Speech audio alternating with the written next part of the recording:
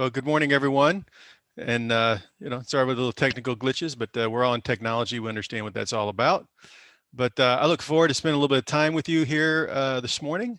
And I thought I would get started to kind of introduce a little bit of my journey, but also kind of some context of what we're talking about here today.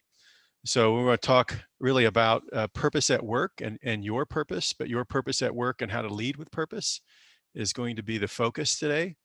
And I've been in technology a long time. Sometimes these things feel really soft, and I promise you, over time, you start to realize how important they are. And I hope after our time this morning that will really resonate with you, and it can really accelerate, not only your personal journey but your journey as a leader. So, with that, here I got this typewriter up here, right? Everybody see that, I assume, right? So I think I'm sharing correctly. So why the typewriter? So my journey.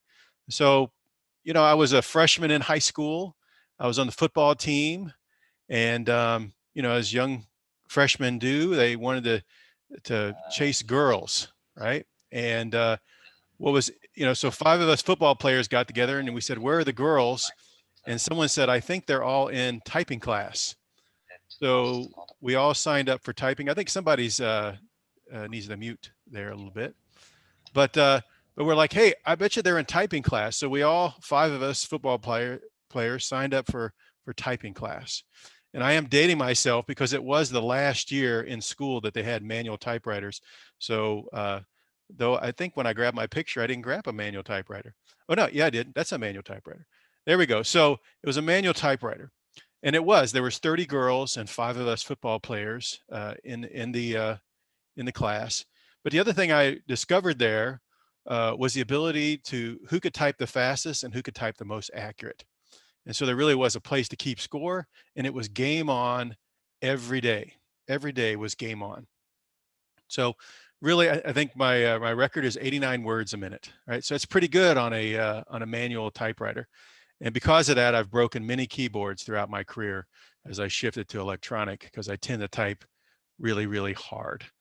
I'm not as fast as I used to be, but I still type pretty hard, even like mechanical keyboards today. So the reason that's important is because the next year of school, they had this class called the Introduction to Computers. And so I took that class because it looked like something interesting. And so I take the class, and what was really interesting was that because I knew how to type, I was really trying to understand what this thing was and what you could do with it. And I really excelled in kind of understanding what could be done with it. And everyone else in the class, I call were hunting peckers, right? They're just kind of hunting peckers. Now, there's a lot of things going on in my life at that point. I was 15 years old, had a pretty good period of homelessness, and a lot of challenges. I was getting straight Fs in high school, but I did figure it out near the end there, and I got straight A's. And straight A's and straight Fs comes to about a C minus or a 1.95 GPA, I believe, when it was all wrapped up. But I decided to join the military because I was starving, I was hungry, and I wanted to go do something different, and I wanted to get out of the situation that I was in. So I joined the Marine Corps. I joined the U.S. Marine Corps. Joined the Marine Corps, and the first thing I remember going in and saying, "Can you guarantee I'll leave the United States?" And they were like, "Absolutely, we'd love to do that." And so off to Japan they sent me. So they sent me to Okinawa, Japan, 61 miles long, 3 miles wide at its widest point, right? So a little island and out there. And I walked in, and in my record book, it said I knew how to type. And so this lieutenant comes over and hands me a piece of paper and says, "Take it over there and type up this page." Put it in, type it up, no big deal. The whole place gets quiet. The entire administration area, there wasn't a single person who knew how to type. They were all hunting peckers, right? So the lieutenant says, "Come here with me." So he walks me out to this shed. He opens up the shed. Now I'm really dating myself again. And in there is 25 Zenith 286D computers, right? Zenith 286D computers. Some will know what that means. And he says, "You have 90 days to learn everything about these, install them throughout the unit, and teach everyone how to use it." Right? That's what you had. And that really began my technical career. And I always felt like how it began was the fact is I knew how to type. So I did my 6 years. There's this thing called tour of duty, and it's going to be really important today, talking about tour of duty. But I did my 6-year tour of duty. I signed it for 6 years in the beginning. Not sure what I was thinking when I did that. It was a great time, great service. Did some time in the Gulf War. It was real. It was fun. It wasn't always real fun. Sometimes I like to say. But that began my career. I kind of came out of that.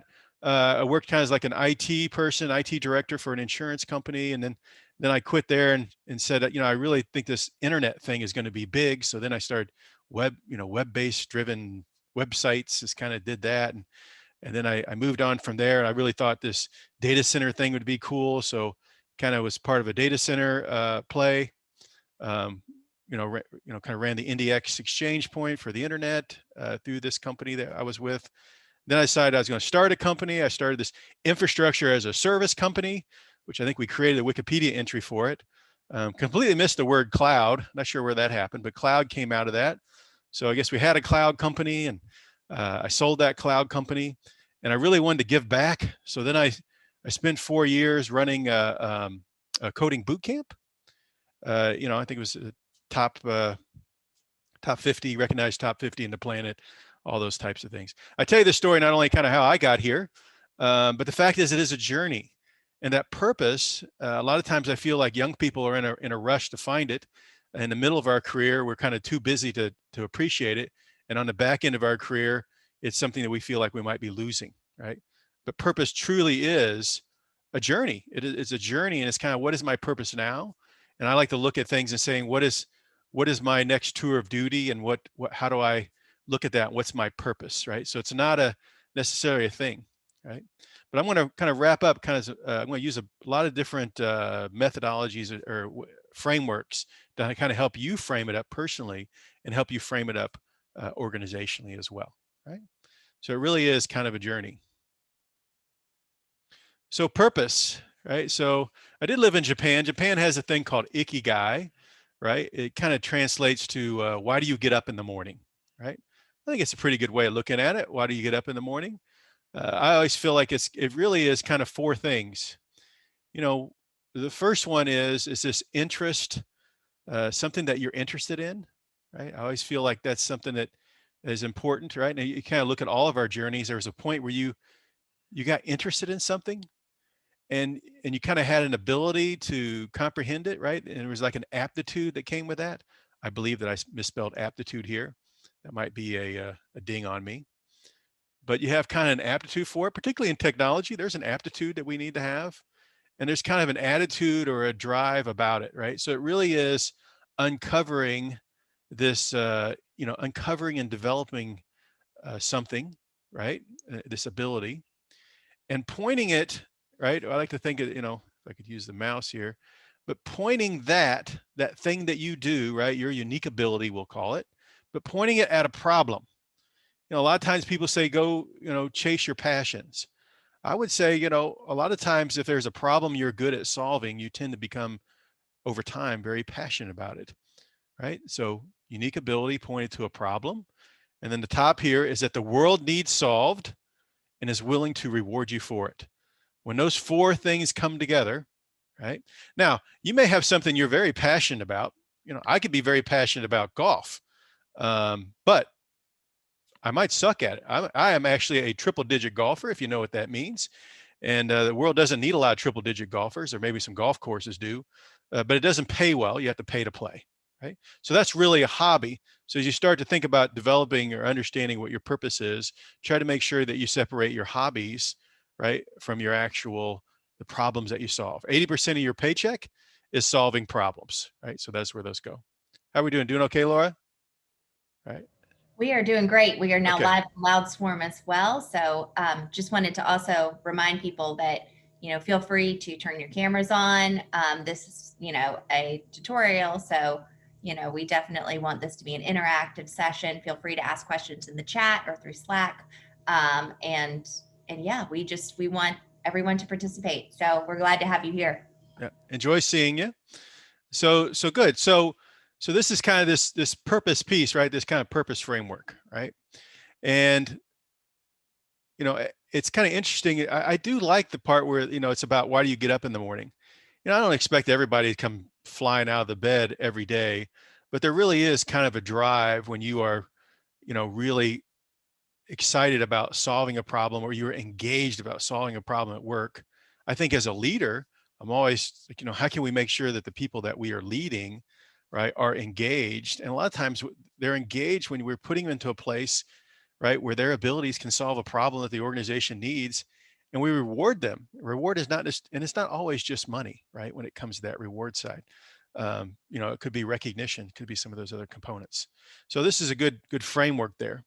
Now you're probably all working somewhere today, and so it's kind of like, how do I kind of uncover some of this, not only on my personal journey but for the organization. So I'm just going to kind of walk through a few things here, and then after I walk through this, I'm going to give you a matrix to help you kind of measure your personal tour duty, and a framework that you might use with the people that you work with, right, to help guide them as well. But this is what we believe and what I believe are kind of the five things that are going on kind of in your journey, right? So your purpose journey, and what we think is what it makes up not only of the organization but the individual. The first one is, I always like to put these into questions, and the first question is who are you and why do you behave this way? Right? I like to call that the identity. But who are you and why you behave this way? Why is it important? Right? Knowing yourself, right, is where all that confidence, that comfortable in your own skin, that's where it begins. And you really need to understand who you are and why you behave the way you do. I also like to think is why you do not behave, right? What are the things that you do not behave? It's really putting yourself into that uh, position where who you are naturally fits with what you do, right? So that's why that was important. The second one, and I'm going to go into much detail on these later, but where are you at on your personal growth? And what I mean by that is emotional intelligence, right? EQ, soft skills, essential skills, however someone wants to present that. To me, this is where your career starts to plateau, right? When you can't figure out why you just have more skills, but you can't seem to move up the ladder, right? Because it's no longer about the skills, right? But your ability to self-regulate, right? Where all those markers come from EQ. And I'll get into that a little bit later.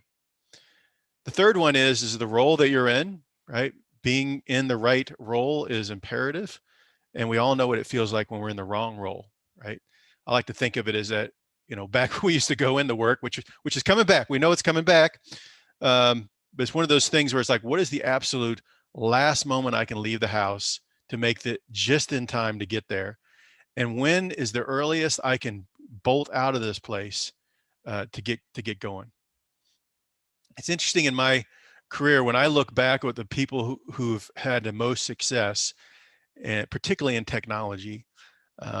There was a thing I always said I was always looking for people who had GAF, GAF, GAF. And what is that? It's geek after five. It was people that not only had a job, but it became a career, and then it became a vocation. And you started looking up, and they were running the local meetups, right? They were engaged in things like this where they were trying to build, their professional expertise, but also guiding others and leading others through it. And understand, I call it the GAF factor. It is the to me been the number one indicator of success and excellent teammates and peers and comrades, I'd say, and everywhere that I've stopped, right?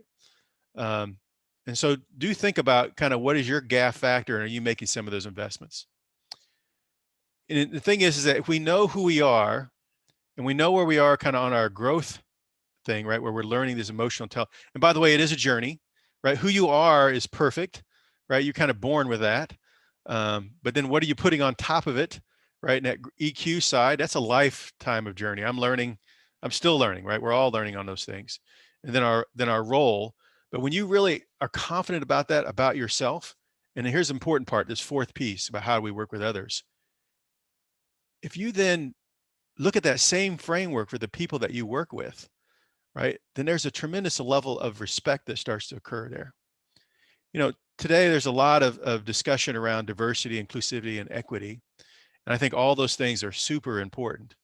But a lot of times when we run into those issues, we're just dealing with the incidents. We're dealing with the aftermath of some biases and some of those other pieces. But I always say, when you are really comfortable in your own skin and you know that your role is appreciated, right? And you have this high level of emotional development of yourself, and then you see peers who do the same, then that's where respect happens. And before you know it, the incidents don't occur because we already addressed the cause. We address the cause, right? So I always say incidents are very expensive, right? If we could just get in front of the cause. And how we work with each other, the days of working alone, though I know the last year has been tough, and some maybe have excelled a little bit, but at the end of the day, um, what is it? How's the expression go? Faster alone, further together. Faster alone, further together. And so sometimes you may feel like you can go faster. And I'm guilty of this, by the way. Someone told me, say, John, you're kind of like one of those crotch rockets, right? Those motorcycles. You can go from 0 to 100, you're gone, right? But the problem is that you're going to find yourself broken down in the desert on your motorcycle on the side of the road, and you're going to have to wait for this big bus for everybody else to show up. And I hope that you haven't burned any bridges along the way, so they'll at least stop and pick you up, right? So that was definitely a learning for me, is how do I make sure that we can get there together and get there further, right? Because I know sometimes I can get there faster by myself, but it can be really lonely there, right? So it's something to think about. And then the fifth part of this, right? So this fifth thing of this kind of methodology of finding organizational or purpose, or individual purpose, is this last one. It's really the most important. I know that we call this culture. Here's the challenge I've seen. It's really difficult sometimes to get a company to write a check for culture. No one wants to. Well, we got a great culture, right? We have a culture, right? To me, there's only two types of cultures: the one you're allowing and the one you're crafting. There's a lot of allowing that goes on, right? So how can we actually craft it? And it really, to me, comes down to this last question. And that question is, organizationally and individually, is when do we say no? And here's when we say no. We say no when it's a violation of the organizational and individual values. That's when we say no, right? And here's the thing, a lot of companies, if you want to see their values, you have to visit them in the lobby. If you have to visit the values in the lobby, they're doing it wrong.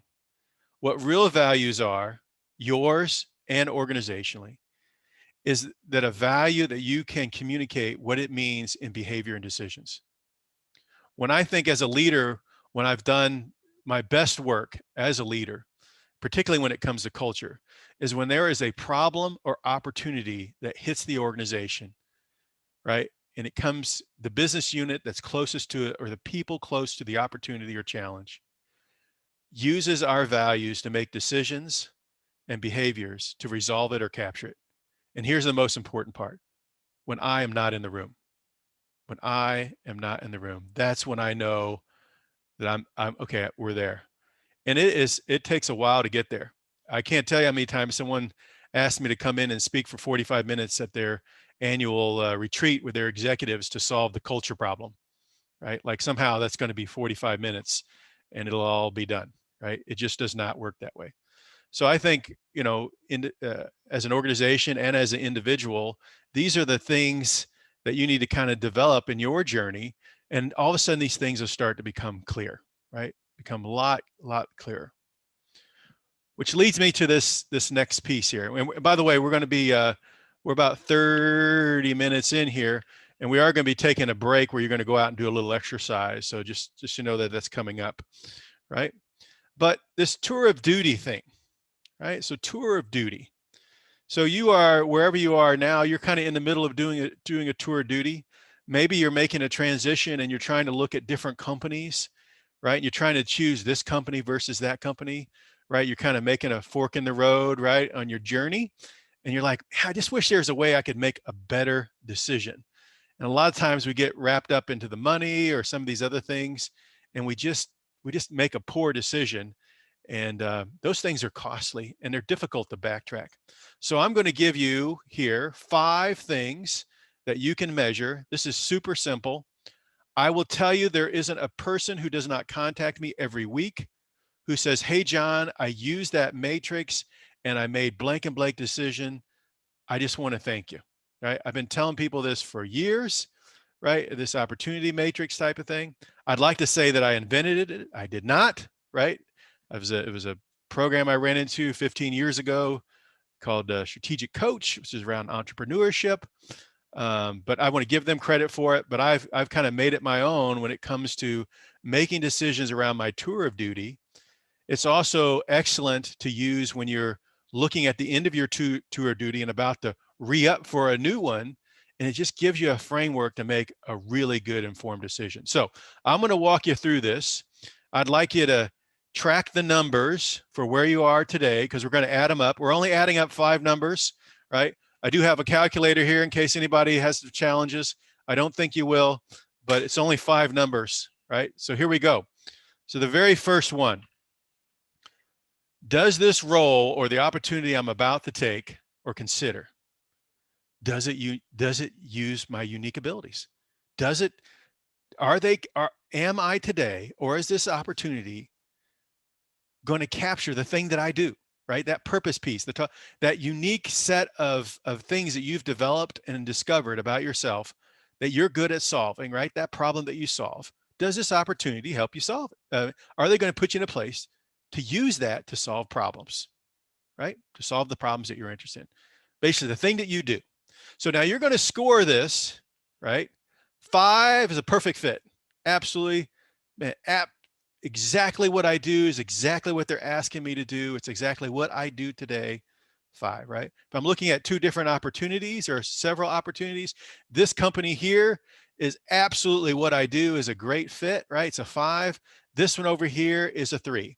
So the number is 5 is the highest, -1 is the lowest. -1, right? Not 0, -1, and any number in between. So 5, 4, 3, 2, 1, 0, -1.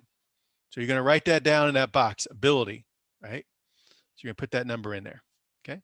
Now we're going to move to the second box. So the second box is how they want me to work, my style, right? Sometimes I call this the culture of the organization, but a lot of times, if you're looking at the organization you're in, it's you can accurately measure this when you're looking at this 2 different opportunities at different companies. It's your perception of their culture. It's little difficult because you're not in there, right? So I really say it's how are they asking you to work? Hey, I got this great opportunity. You travel 9 months out of the year, right? You only see your family 90 days out of the year. Okay. Maybe that's a great thing for you. Maybe you don't have a family. That sounds like a great journey, right? Other people says that's an absolute no. Absolute no. So 5, the way that they want you to work, they want you to work remote. They want you to come in 5 days a week. They want you to come in 6 days a week, right? Whatever it is, the style, how they ask you to work, and the way the organization asks you to work, right? Are you working on projects? Are you exchanging time for money, right? Is it micromanaging you, right? I mean, those types of things. So style. 5, perfect fit. -1, horrible fit. Any number in between. So write that number down. Everybody got that? Now, there's a reason why the third one is reward, because everyone likes to say that money is the reason that they make all their decisions, but over and over, all the data is in. It's not always about the money. I promise you, I can say, hey, okay, here we go. I got a new job for you guys. Anybody wants to come work for me, pays $400,000 a year. $400,000 a year. That might be a 5. I don't know. Some of you, maybe that's not a big deal for you, right? But I think that's a 5 in most people's reward thing, right? Reward is mostly money, but sometimes it's impact, right? Maybe you're looking at doing something with a nonprofit, right? So you want to make an impact. So that might be different when it comes to reward. But here you go. It's $400,000 a year for this job. You're going to be away 11 months out of the year. You're going to work 16 hours a day, 7 days a week, in a very dangerous situation. 20% of the people who come in don't make it after 11 months. They usually get killed. Is that number worth it? Right? So it's kind of like, well, the number sounds good, but all these other things, right? Not so good. So it's not always about the money, but you do need to be able to score it, right? So 5 is, this is absolutely what I believe I'm worth. I'm being paid exactly what the market or more than what I think the market can kind of bear, right? So I'm in a great place financially, right? Or something less, right? 5 to -1, any number in between. Okay. Everybody got that? We're going to home stretch here. Now we're over the hump. Now we're going into the fourth thing. right? The fourth thing is capability. If I take this opportunity or the opportunity I'm in today, am I learning new skills or new capabilities that are on my kind of roadmap? You know, I've done projects like this where I've been a single shingle bingle, right? So my kind of thing. But now I get to work with a team. I'm working on a project that's not just for the home office, but for the U.S. Presence, right? I'm taking a role instead of leading a small team. I'm leading a set of people that leads hundreds of people, right? So it's all about some capability. I like to call it a technical skills, right? I did something in here, but now I get to learn a new language or a new platform that I've always wanted to learn, right? So does the opportunity you have now giving you and building your skill set, right, for your journey, right? Five, absolutely. I'm challenged every day, right? And really interesting stuff that I love, right? And I'm learning new stuff, right? Negative one, I'm going through the motions. I am cutting, pasting into an Excel spreadsheet over and over and over again. There is nothing, there's no capability being built for you in your career. Okay. Five to negative one, any number in between. Okay. All right, here we go. Last one. The last one, a lot of times people challenge with this, and that is, does this opportunity, right, enhance my career? I like to call credibility. Sometimes I like to say it is, are you now playing at a stage that takes your career to another level, right? Your personal brand, your career journey. Does it develop your career journey? You know what? I'm going from working here out of this city to now doing this region, right? And now my personal brand and my career path is being enhanced, right? And my title and responsibilities and authority are growing, right? So it's this career path. One's skills development, this one's career development, right? So this is how it's different than that capability one, right? So absolutely, if it's a great fit, right? It's a five, and if it's not even close, negative one, any number in between. Okay, so everybody kind of got those numbers written down there, right? So you got all that written. Now you're going to add that up. Now for those, Excel spreadsheet, I do have a calculator unless you need it, but you're going to add up those five numbers, right? And you're going to have a score at the end. Here's what you're going to do with it. Here's the second part of the slide here. If it is 19 plus, if it adds up to 19 points or greater, by the way, the highest number should be 25 for any of those, if you have more higher than 25, break this out, try it again. You missed it, right? So 19 or higher, that's a yes, but verify, right? Yes, but verify. A lot of times if I'm working with salespeople and they say, oh yeah, it pays $300,000 a year. And I'd say, well, are you sure? And apparently they pay me minimum wage and everything else is eat what I kill. I guess that wasn't the number I thought it was, right? It's really 40,000, not 300,000, right? Everything else is on me, right? But it is trust and verified. And you walk through each one of these. A lot of times, I've worked with all kinds of folks, from managers to the executives, and I asked them, I said, is that really, they say that you can work remote, dig in and understand what that looks like, right? Just verify it. That's all. So yes, but verify. Okay. The next one, 12 and under, right? 12 and below, I must go.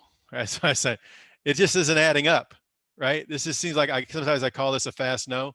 By the way, here's a little tidbit for you. You ever work with a salesperson and you're trying to figure out you're just not interested and you're just trying to move them along, and they're trying all these word traps on you, and you're uncomfortable, and they're using all their Jedi mind tricks on you, and you're just trying to. I just want to say no without being rude. Right. So here's today's little tidbit. Sir, ma'am, I'd like to give you the gift of a fast no, so that you can take your superpowers and seek a better yes and a faster yes for your success. There you go. You know what they'll do? They'll go, uh, oh, thank you. Right? I give you a fast no so that you may seek a fast yes from someone else for your success, right? It's just a fast no. Move along, right? And no one likes in anything, right? Sales or life or marriage proposals, right?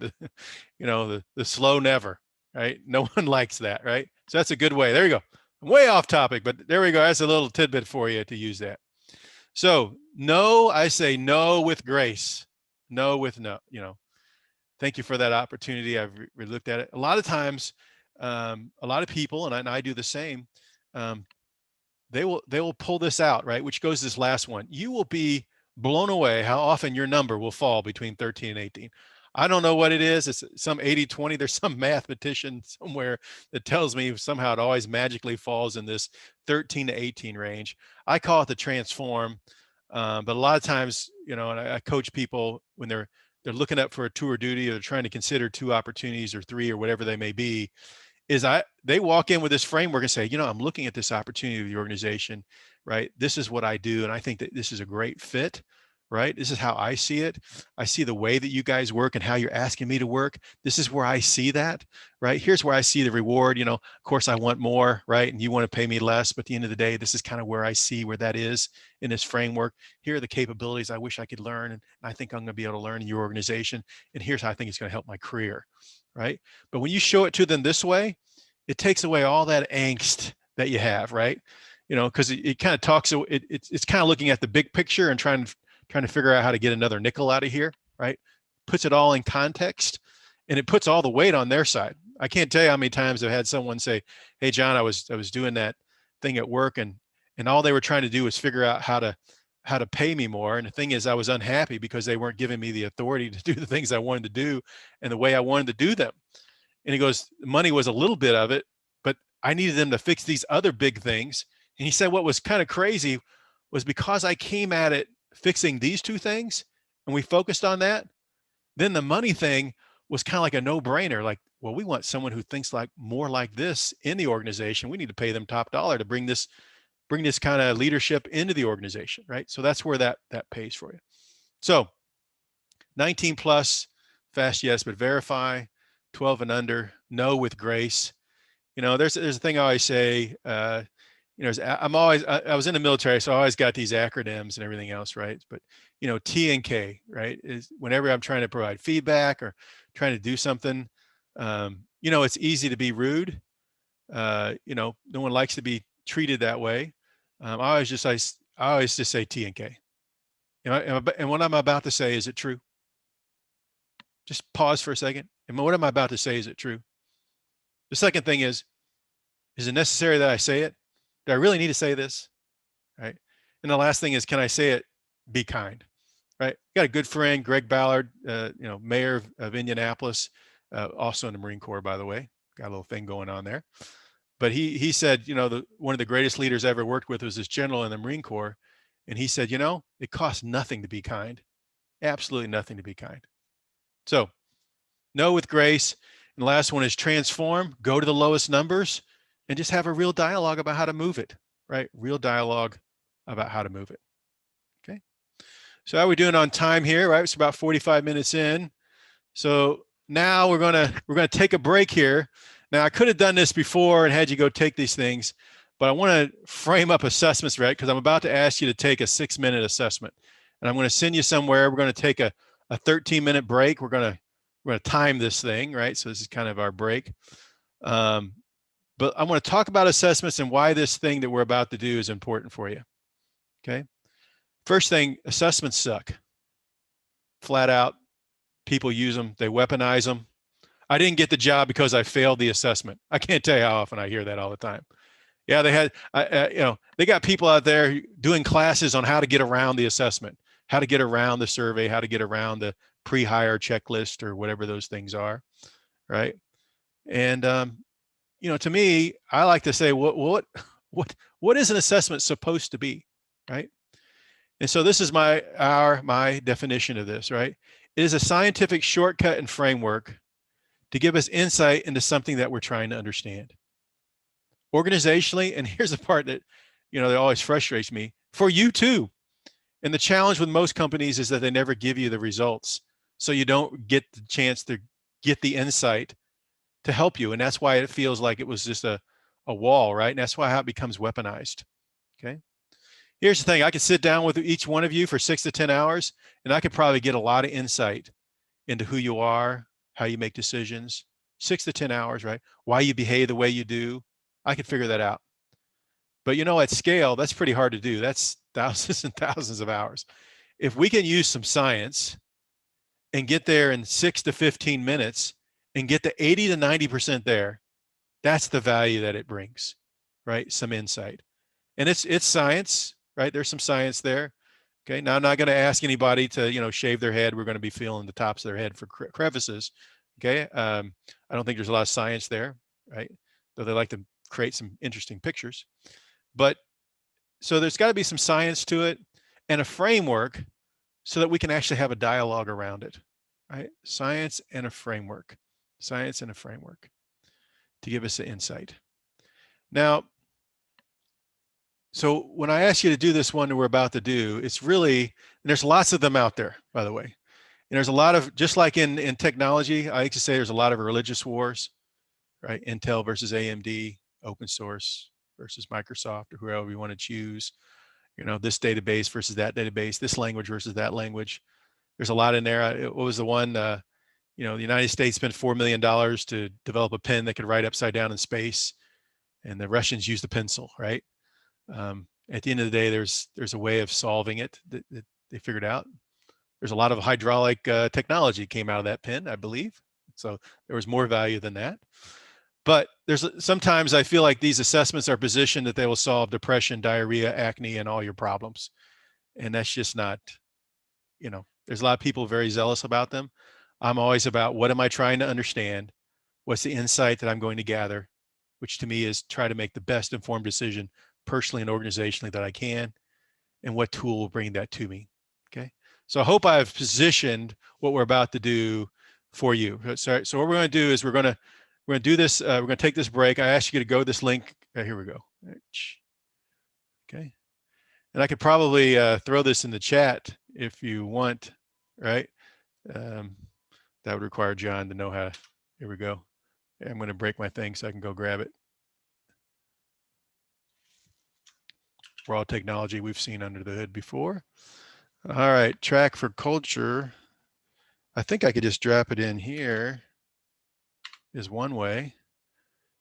Does that work, Laura? I am seeing the culture track in Slack, so everyone should have it. So you guys go there. This should take you about 6 minutes, right? Just no pressure. We got 13-minute break here, right? I haven't even started the clock yet, right? Take your time. Don't try to overthink it, right? All we're trying to do is answer that first question: who am I, and why I behave this way. When you complete it, it will send you your results automatically to you, right? This is just one of those tools that are out there. People familiar with DISC and 16 personalities, Myers-Briggs and the Big Five and predictive index. This is the one that we like because we like some of the tool set and science that's behind it. In the day, we're all just trying to answer this question. So we're going to take a little break for 13 minutes, and I'm going to come back, and you're all going to be done. You'll probably have received your results, and I'm going to pull them up. I want to walk you through it as a group, and you'll have your personal one in front of you. If anybody wants to put their hand up and say, John, do mine, I'll do it. Just know I'm pretty brutally honest, right? So, but happy to do that. I'll show you mine, right? So there's no secret, right? You'll learn a little bit more about me, and I think we'll really enjoy it. So the time here in Indianapolis is 9:50 a.m. So we will start again at 10:03, 10:04. We right? Okay, Laura? 10:04. 10:04. All right. I'll see everybody in 13 minutes. All right. It's 10:04. Let me see if I see anybody else finishing up here. Anybody in the chat need to throw something out there and say, hey, I'm not finished? I don't see anything in the chat here. Somewhere in here is the chat. I don't know where the heck that is. I literally think my Zoom skills are declining. They're not getting better. They're just going the other way. I'm getting worse. Right? I know Tim said he's off to get a vaccine shot. So yeah, hey, that's important. We'll let him do that. He can always catch up with me later. That's right. He's local. All right, I think I got got everybody in here. We're ready to get going again, Laura? I'm ready. Okay, so here we go. Get my act together. All right, so everybody, first, that wasn't very painful, right? I mean, come on, 6 minutes, bunch of words. You know, I'm sure there's somebody trying to reverse engineer it. Don't do that, right? So I hope I set you up with the right mindset to kind of go into it. All right, so now I'm going to kind of give you a group read back. And by the way, everyone should receive an email with all this information, right? It's all in there. You got all this good stuff here, right? So you'll get an email with your results. Can everybody see these 4 factors here? Okay. So now I'm going to walk you through these. I'm going to bring up mine. Okay, so that no one feels like, you know, you didn't see, I saw yours, but you didn't get to see mine, right? So we got all that out of the way. So first, there's these, excuse me. It's at this point where it's like you can't sneeze or cough anymore, right? Without feeling like guilty. Is what it is. All right, so what we're going to be looking at here is 4 factors. I'm going to kind of go through them quickly here on the screen, and then I'm going to jump into my actual profile, and I want you to bring up yours when I get to that point. Okay. So, and I like to do that. There's the clinical part of it, and then there's kind of the fun part, right? Like the actual application. I want to get to the application part as fast as possible, but let me kind of get through a little bit of the clinical so that we can be ready to go. All right. So there's kind of 4 factors that we're looking here. The first one, right, is this dominance factor, the drive to exert one's influence or people on events. I have a different way of defining that. Again, when we get to the application side, I'll cover it, right? So that's the first thing we're going to look at. Then we're going to look at the extroversion, introversion versus extroversion. I think some people sometimes are surprised when they see my score associated with that. Next one is patience, the drive for consistency and stability. And the last one is formality, right? The drive to conform to rules and structure. There's actually a 5th one. I'm going to show you where that one is as well. But those are kind of the 4 big drivers. This is how predictive index positions those. There's other ones that are out there, Myers-Briggs, et cetera, have different ways of doing it, right? But it still kind of falls back in these same quadrants, might be a way of putting it, okay? So those are the 4 factors. Now let's actually have a little fun and get into it, right? So I'm going to share mine. Okay. So here's my, everybody can see this? Okay. All right. First thing, most important thing that you need to hear before I begin any of this. Your score is perfect. I tell you, I'm telling you right now, it is perfect. You can't fail it. It's not wrong. I mean, it's just you, right? I mean, how could you be not perfect in who you are, right? It's just who you naturally are, right? So we've got all these little squiggly lines on the screen here, right? So the first one is knowing that you're perfect. Now I'm going to familiarize you with these little squiggly lines, right? So the first one here is we have this mid-range here, which is 0. And then we have sigmas, right? Deviations from the norm, right? So 1 sigma, 2 sigma, 3, that's on to the right. 1 sigma, 2 sigma, 3, that's to the left. Now, only in the United States do we say that right is right and left is wrong, right? There is no right or wrong here. It's just a measurement. And there's a bell curve here, right? So from here, there's a little curve that goes up to the middle and then back down, right? So a little bell curve here, right? Somewhere between here and here is about 97% of the population. Okay, they do about 4 million of these a year, and have been doing that for around 39 years, I believe. Right? So I think 4 times 4 is that 160 million assessments, something along those lines. That's a crazy number, right? Over 40 years. So there's a lot of science behind some of this. Okay. So there's the sigmas. We got our bell curve. We have these five matrix here. Okay.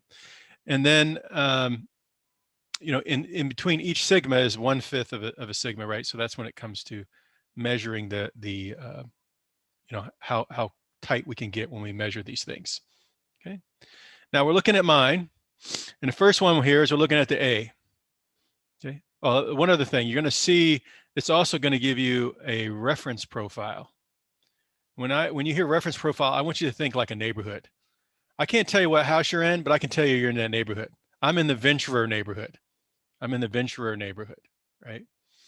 I've actually click on this, and I'll show you later on a place where you can go. But if you want to go and get a read back from a scientist and have all this broken down for you because you've forgotten what John said, or you're having problems reading the piece of paper that we sent over, right? This is a good way to pick that up. Okay. So here we are looking at mine. This first one here says self. Now on yours or whatever, I want you to kind of take a note. Instead of self, I want you to say DNA, right? DNA. And this is how you're hardwired, how you're supposed to be. It remains pretty constant over the lifetime. Pretty constant, right? Not perfect. Again, pretty constant over your lifetime, right? So your DNA. The second one here, self-concept.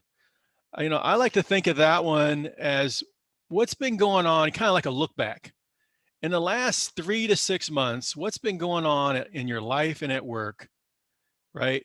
That is pulling and tugging you naturally or unnaturally against who you normally are. Okay. Stretching you, right? So this is who you naturally are, and this is things that are being done to modify who you naturally are. Why do we want to see that? We want to see heat. We want to see conflict, right? All of you, I think, are all drive cars, right? You ever drove a car that has a wheel that's out of alignment? You know what? You can pull that car straight, right? You can keep it on the road, but if anybody's had a 19-year-old daughter, will know if you keep driving that way for a year, eventually a day of reckoning will occur, and you'll be going down the highway, and that tire will blow or go flying off, right? And there will be all kinds of collateral damage. And that is the same way in life. You can keep you can keep doing that thing that's not who you normally are. There's some heat loss there. And if you ever heard of midlife crisis and some of those things, right? Right. That's when people have been driving like this for so long, and eventually it breaks, and then they have this kind of moment, and then they kind of find their equilibrium, and they're like, "Wow, I've never been more happier," right? It's also when it's like the golden handcuffs. They're making more money, right, doing something they hate. They end up having a big moment, and then they end up finding a job that maybe doesn't pay as much, but they couldn't be happier, right? And it's kind of finding that purpose, right? Your purpose versus what someone told you your purpose should be. That's where that's important. Okay, so we got DNA, we got this self-concept. Now this last one is just a mathematical, what I call the observable, is a mathematical representation of this minus this. That's what this synthesis is. Okay. So this is mine here, right? It's pretty wide. The wider it is, the more intensity, right? And I tend to have a lot of intensity. I come in pretty hot, right? Sometimes I can be a little overbearing, but that's who I naturally am. Okay. So let's break it down. So now we have this first one here, but remember, this is not a contest. There's no score being kept.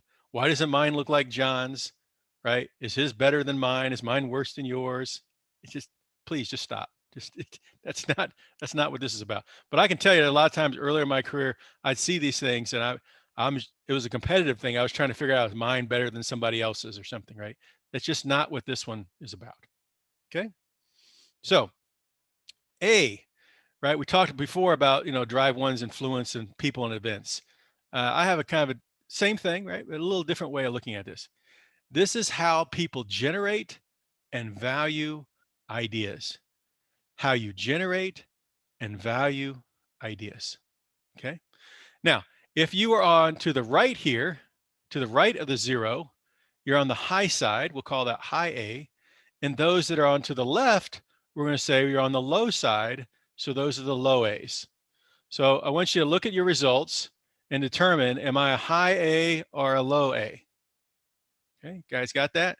Again, if you're on this side, again, the A, right? If you're over here, high, over here, left. If you're right on the number, you're high. Okay? So let me talk to the high A's first, because I like the high A's, because I happen to be a high A. See that little triangle? It means I'm not even on the board. I'm like way out there, right? Okay, we like our ideas best, right? We love our own ideas. We love them. We generate those ideas. We love our ideas. You give us a blank piece of paper, we'll come up with 5 things, right? We're not afraid of a blank piece of paper. We need freedom and independence to act on our own ideas, right? We don't like to be, kind of told what to do, right? We want some freedom. Conflict does not stress us out. Conflict does not stress us out. The reason is because conflict takes our ideas and makes it better. What's wrong with that? Right? Here's my idea. You don't like it? Prove it. You want to argue about it? And if I can win, then my idea is stronger. Okay. So those are high A's. Again, nothing wrong with that. That's just who you are, right? You like your ideas best. Now let's go to the low A's. Low A's, these are the collaborative people, right? They value the best ideas. The best ideas.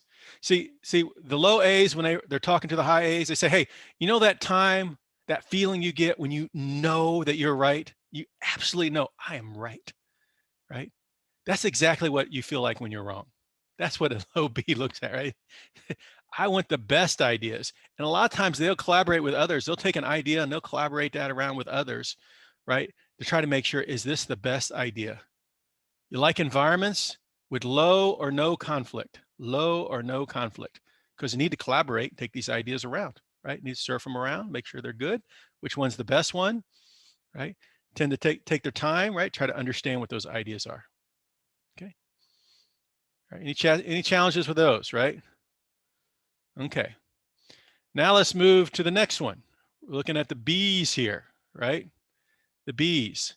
The B is how you best communicate with others. How you best communicate with others. Okay. So again, we're going to look at low B's and high B's. This time, so no one feels like I'm judging here or whatever.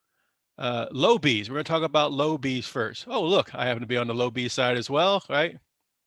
Imagine that. Love the low B's. So everybody who's a low B, you're the analytical people. You like to be 3 steps ahead. What's sometimes frustrating is what's obvious to us. Why can't other people see this? Can't they not see what we see? The other thing that we do a lot is that we will have a conversation twice before we say it. Think twice, speak once. Particularly if we're going to have a conversation, might have some conflict, right? Or a lot of feelings. We're going to say, I'm going to have this conversation. Think about this. And we're going to have it in our head, maybe once, maybe twice before we actually do it, right? So we're always kind of thinking of that. Okay. We love the drive home. Yeah, the drive home gives you a chance to unpack all those things that happened during the day and think them through, and feels good, that drive home.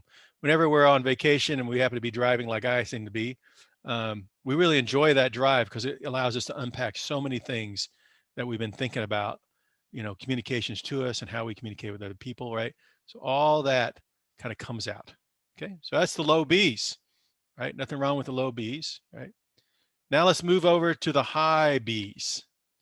When the low B sees a high B coming, they're like, okay, this is going to be a situation. Here we go, right? Because see, they process externally. They talk things out. Their problems, they talk them out loud. Instead of thinking them through, they just throwing them up in the air, right? Throwing them up in the air. Nothing wrong with that. These people like to have FaceTime with the boss, right? They just, I like to get in front of the boss, understand what they think about this and what they think about that, right? They like spitballing, bouncing some ideas around, right? Sometimes the low B's are like, do I have time to talk to this high B person, right? And so that sometimes can, because they just don't have time to do all this talking because they need to do a little thinking. So they don't think on their feet as much as some of these. A lot of times people see me, I like to say I play a high B on TV, right? I play an extrovert on TV. Reality is I'm kind of introvert, right? Again, both of these are important. It just be, where are you at? Where are you at?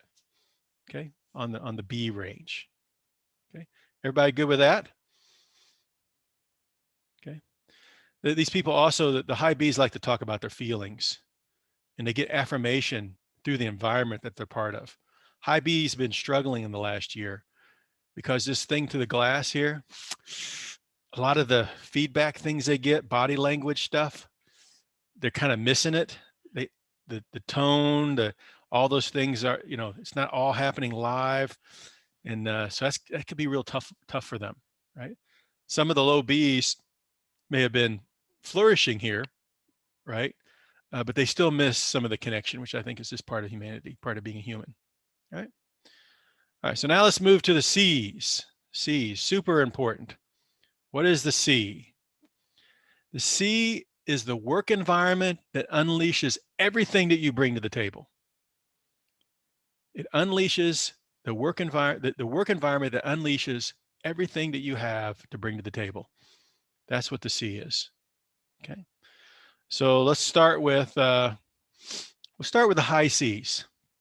And I'm not a high C. Okay. There's a thing I always say, particularly when working with teams or with young organizations, that they are high C deficient. High C deficient, meaning they don't have any high C's.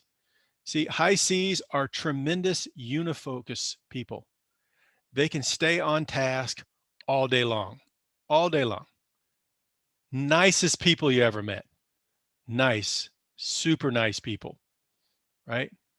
They like to be affiliated with things, part of things that are kind of bigger than themselves. They like to be part of something, okay? These are people that when you give them a list of tasks from 1 to 10, they start with 1. And what do they do after 1? 2. And after 2, 3, and so on, okay? They like to finish what they start before they start on something else. It's that unifocus coming in. Now here's one of the issues with high C's. Super nice.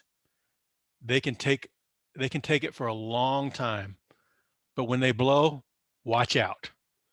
A lot of collateral damage, right? They can, they can take it, but when they go, it's a big thing. Okay, so they need to have opportunities to allow that stuff, allow that to quench that before it blows up. Right? They got a long fuse. Okay, so like I said, when it happens, it's epic.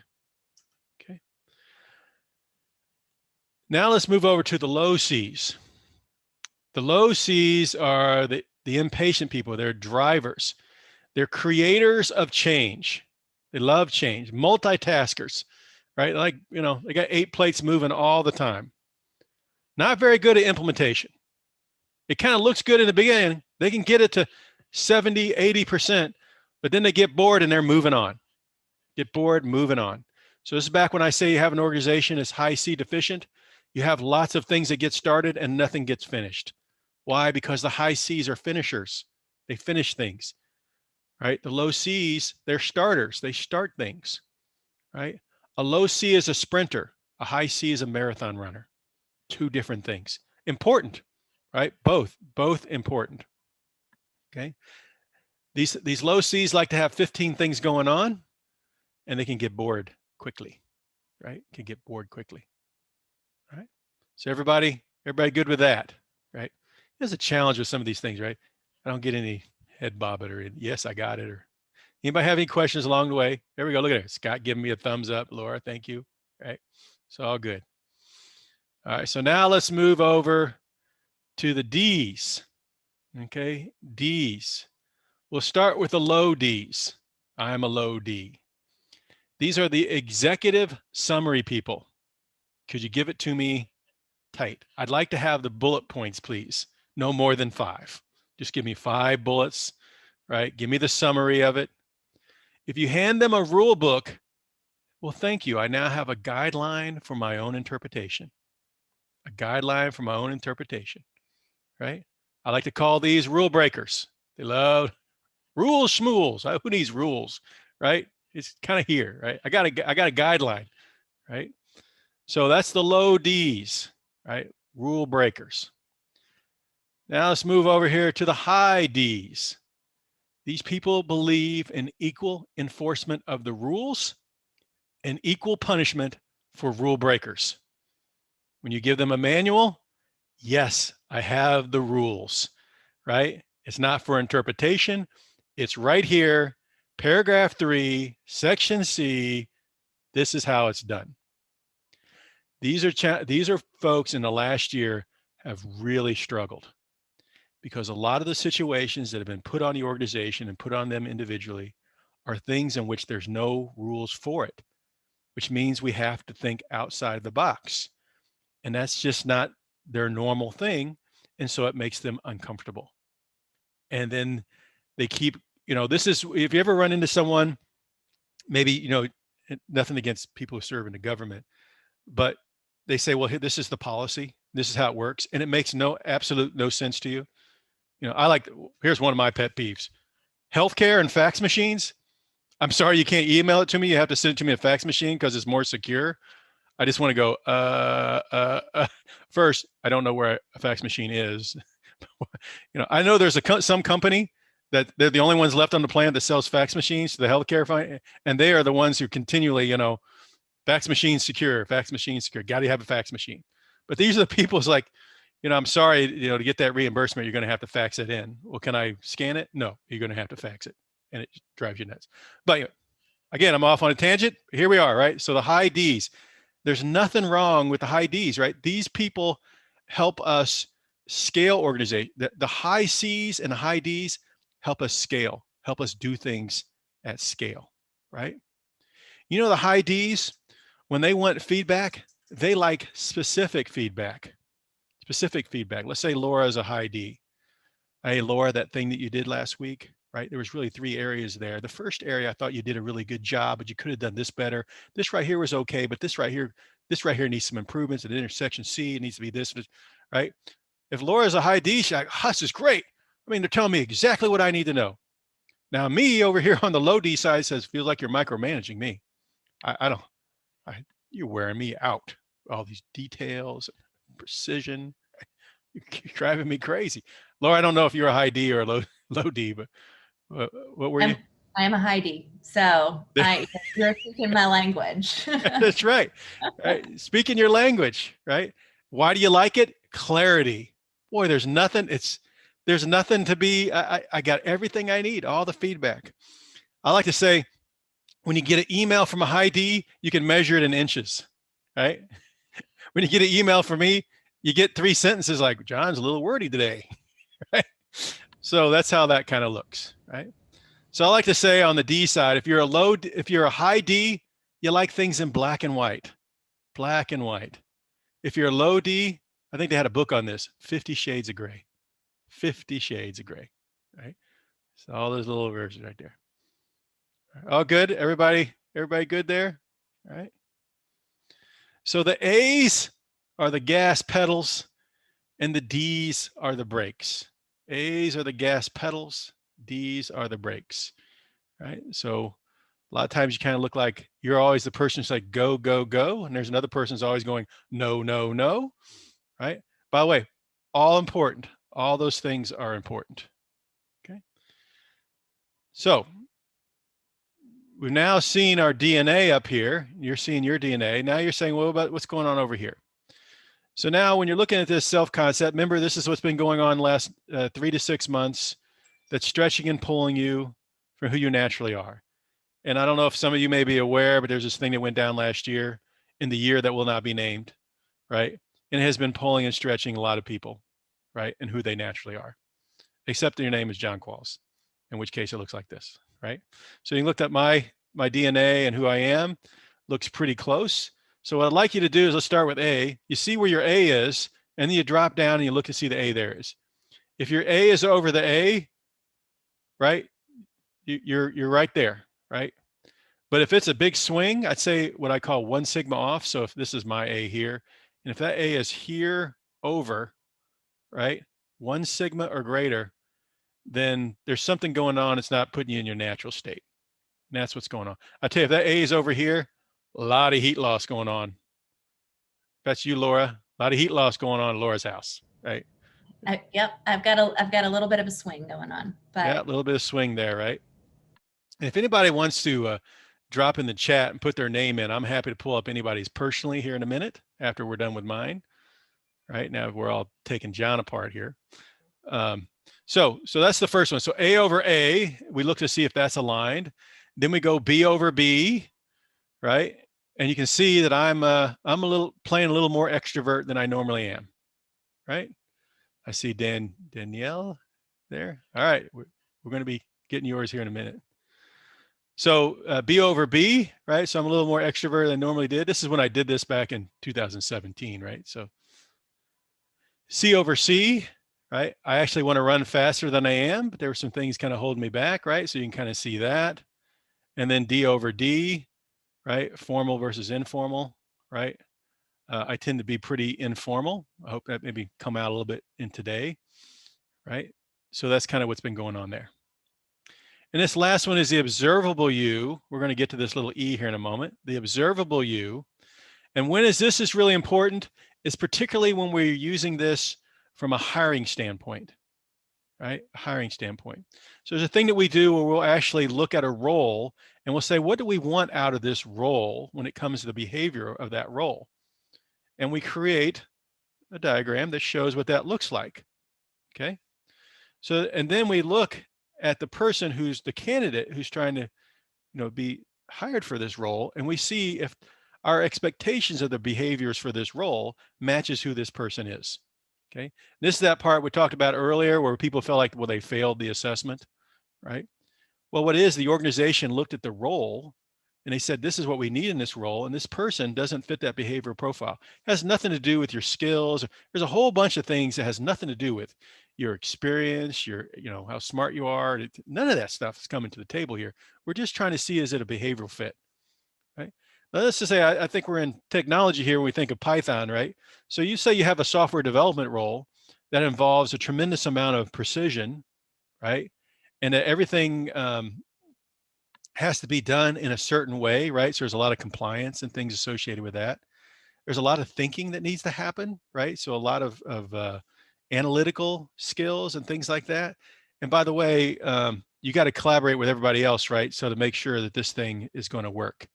Okay. So that seems like someone who's probably a low A, low C, high C. I'm sorry, low A, low B, high C, high D. That's what that kind of sounds like to me. Well, if you brought somebody in and they're off the charts A, off the charts B, off the chart C, off the chart D, you couldn't be further away from the expectations that you want out of that role. And you're kind of setting them up to fail. Right. So what we use this third one for is I call this is the person who shows up for the interview, the person that you can actually observe. This is who shows up at the interview, and 91 days of employment later, this is what you got. And when these two things don't match, 90 days later, you're like, how did I miss that? Who is this person? Right? I mean, I saw an Academy Award presentation at the interview process, but now I get this person over here, right? They were faking it, but now I need them to make it, and it ain't working. And that's expensive. And by the way, everybody loses, right? Now we can also say, wow, this person is an exact match to what we really need, right? So it's not just about, a lot of times you say it's about weeding people out. I like to think about funneling people in, the right people, right? So that's what the third one is for here. The E, right? E, objectivity. People over here on this side, it's all about the data, right? Don't let your story get in the way of the data, right? This is what the data says. I know you got a story, but this is what the data says. People whose E is way over here, okay? Sometimes people feel like they're cold.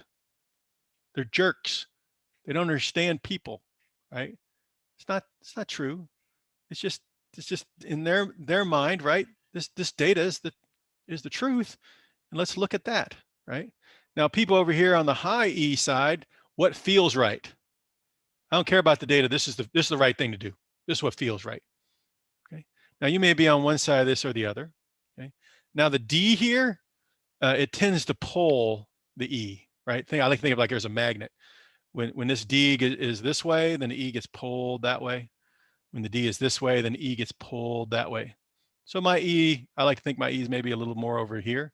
I kind of like to think of it, anything in the middle is situational, right? Situational. What does it require here? I have to, what does it feel right?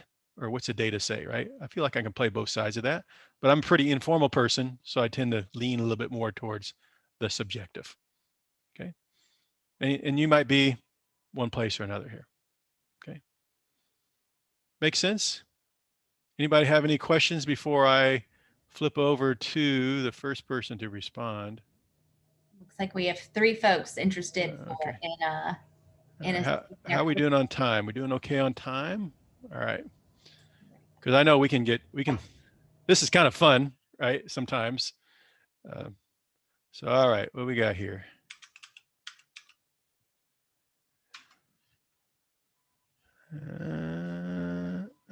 Right here.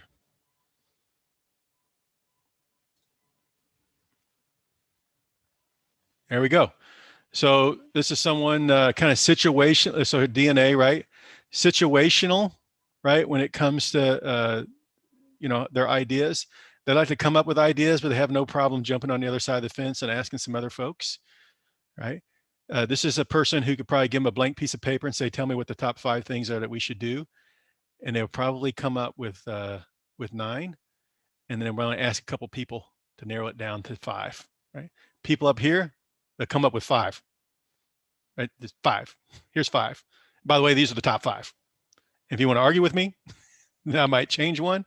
But anyway, so this is kind of high A, right? So let's look at take a quick look here. This is a persuader, right? So when we think about reference profile, persuader. Okay. B, right? So you see the social side of it. They get energy talking it out, like talking that out. Actually, pretty high C here, right? I'd say the last year, they're probably doing a lot of Zoom calls. They just need to hear the words, right? It gives them a little bit of energy, right? So there's our C.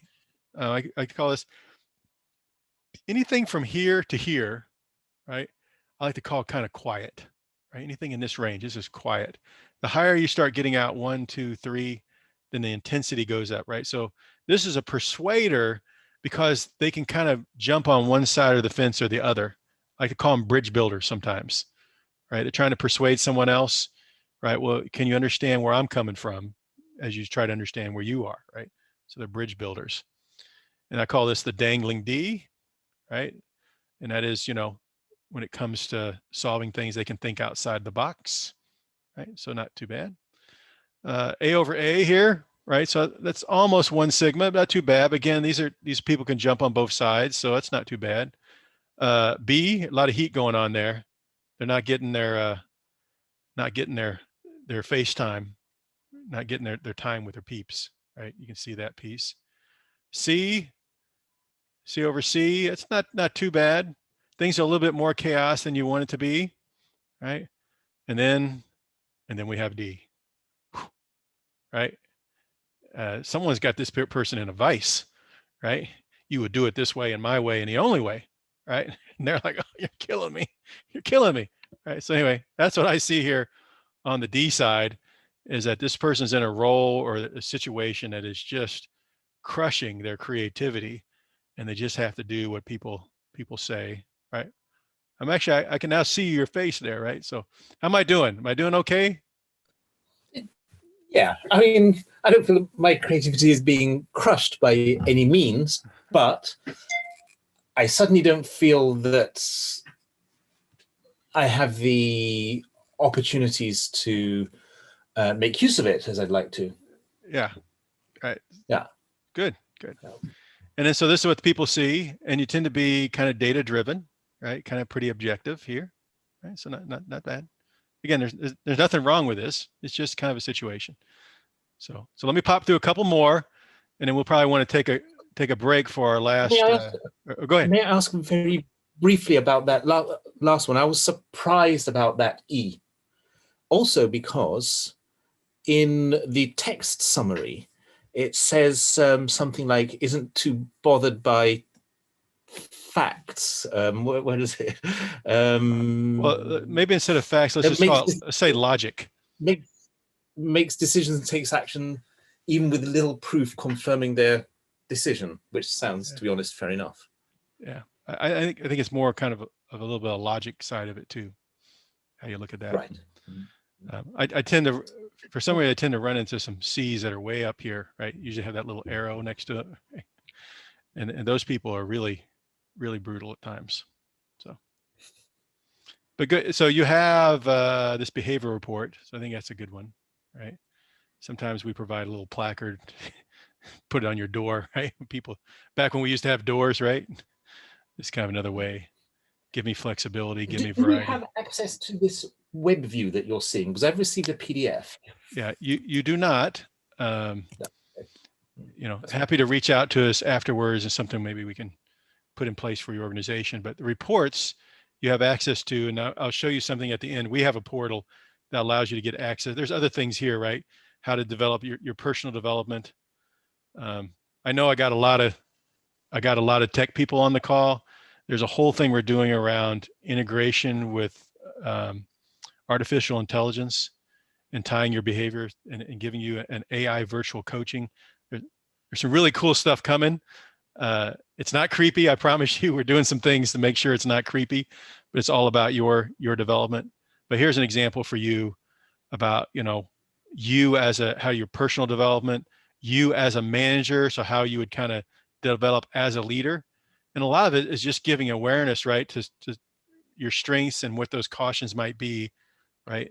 And then how to actually manage you, right? So how would someone manage you, right? When it comes to how they would in the workplace, how they ask you to take action, how they ask you to make decisions. That's where all these things kind of come to play. So there's lots more going on here, but it's way out of scope of our little time here this morning. But I'm absolutely, if you send me an email, I'm happy to provide these reports to you and happy to chat how we might be able to do something within your organization if that's something you want to approach. Okay. Let me grab a couple other people here. Scott, right? Yes, sir. I just want to say that I feel super seen by this report. I don't usually do this type of analysis, and I was immediately my jaw hit the floor when I saw my report because it was pretty spot on. So what you're saying is the thing that why I've been so passionate about this AI component of it. The challenge is that we do this, it's kind of spooky accurate, it's kind of fun. There's a little bit of a little learning a little bit. And then if I ask you 3 weeks from now what your reference profile is, you'd be like, let me pull that up, right? So we wrote a thing called Ruby that actually takes the insights, puts them in your inbox for a year. This is not on the street yet. It's all in stealth, but the ability to take the insights and put them back top of mind, because at the end of the day, you're still busy with life. And sometimes you just need a little nudge to remind you what some of these things are so that you can capture them in the moment, because, you're living in the moment. All right. So here, let's take a quick look at yours. I got the right person, right? So also bridge builder, kind of this mid-range A, mid-range B. You two are a lot alike there, right? Matter of fact, yeah. Promoter. It's dangling D. I tell you, you guys are very, very, very close. You're a little quieter. His D is a little louder out there, right? Remember that the intensity is how wide the profile is, right? So you're also kind of got that bridge builder piece. So this is relatively close. So I won't kind of go through all that again, but same thing, right? A, B, C, D looks about the same. Your DNA over here, A over A looks pretty good. B over B is good. See, you know what? When people see you, you are who you are. It is what it is. This is me. I don't, and you're actually in a place where you can be who you normally are, right? That's what I see here. If you kind of look here, I mean, it's almost like mirror image all the way down. Now, some of you, if you're looking at yours and this looks like an X, like this one goes that way and that one goes this way, right? There's probably, you're in a role or there's just some stuff that's just not who you naturally are. And so you are driving the car out of alignment a little bit. Very situational when it comes to the objectivity piece, right? It's that same piece down here. Okay, so pretty same. Looking at the placard side.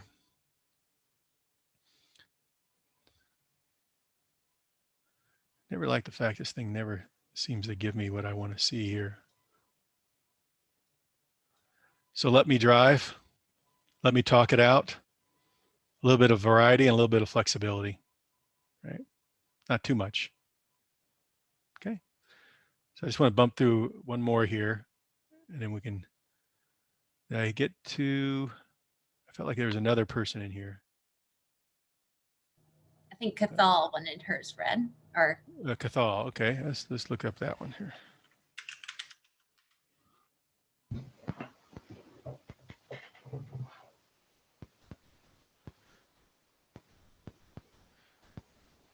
So this is interesting here. So we have the same kind of dominance as we looked at the last two other individuals. Still a high B, still in that area. This is what I call the corporate hook, right? I'm driven, but I can follow the rules if need to, in a business. So this is, a lot of times we see this as a good, probably working at a larger organization. They can kind of thrive in some of that environment. This is their natural piece. But look here. This is what I call quiet. Somebody who's really, really quiet. I like to call them sometimes the last person to say anything in the meeting, right? They're kind of being tamped down a little bit, like there's a little bit of wet blanket over who they are. And I think this is a lot about being at home, and so they can't like breathe and who they normally would when they think about when their interactions with others. It's almost like right on top of each other all the way down. Very situationally, rolling with the punches right now versus being able to make it where it goes. Same E here, right? It's kind of like, story's okay, but what's the facts say? It's not too bad there. If we look at this is a captain, right? So a captain. All right, did I get everybody? Laura, did you get everybody? I think so. I think we got most everybody. Okay. All right, so how are we doing on time? Everybody okay? Everyone keep pressing ahead, or do they want to take a break? Take a poll? All right, someone had to go over the dog. What do you want to do, Laura? You want to take a break, or you want to kind of push ahead a little bit?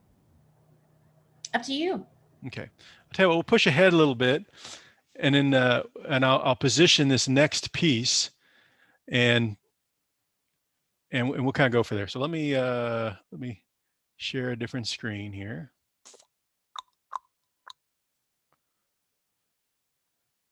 Now we're going to take a right turn here, right? So everybody's on here first. I gotta warn you.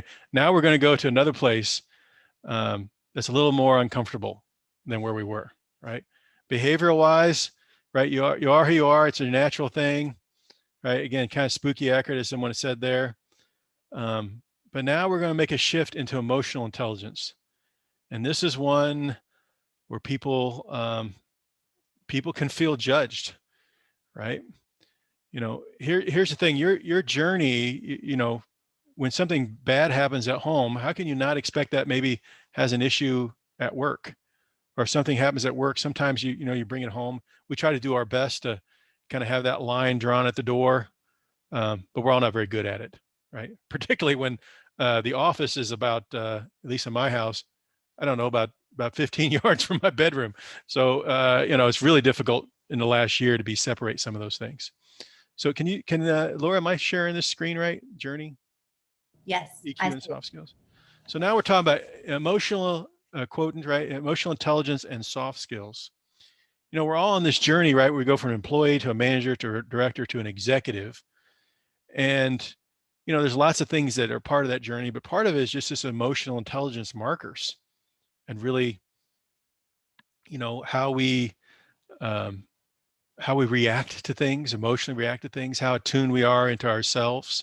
Everyone's freaking out and we're kind of looking at it like, asking questions, right? Trying to be the calm in the storm, right? Trying to think things through, trying to regulate our own emotions and separate what's going on, maybe the internal turmoil from the external, what people can see, right?